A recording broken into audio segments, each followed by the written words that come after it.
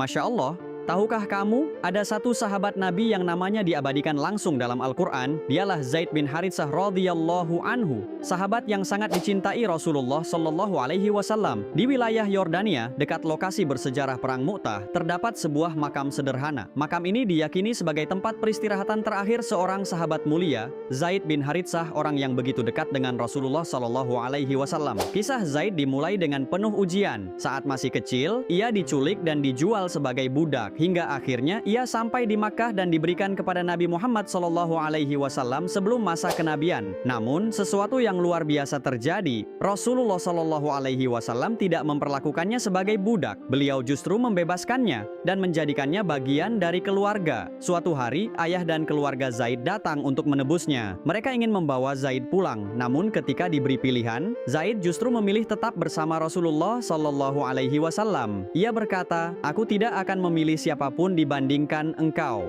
Sejak saat itu ia dikenal sebagai Zaid bin Muhammad sebelum turunnya syariat yang mengembalikan nasab. Ini menunjukkan betapa dalam cintanya kepada Rasulullah Shallallahu Alaihi Wasallam. Zaid bukan hanya sahabat, ia adalah orang kepercayaan Rasulullah Shallallahu Alaihi Wasallam. Ia sering diutus dalam berbagai misi penting. Bahkan ia satu-satunya sahabat yang namanya disebut langsung dalam Al-Quran. Quran Surat Al-Ahzab ayat 37. Ini adalah kemuliaan yang tidak dimiliki sahabat lainnya. Ketika Perang Mu'tah terjadi, Rasulullah Shallallahu Alaihi Wasallam menunjuk 3 pemimpin. Yang pertama adalah Zaid bin Haritsah.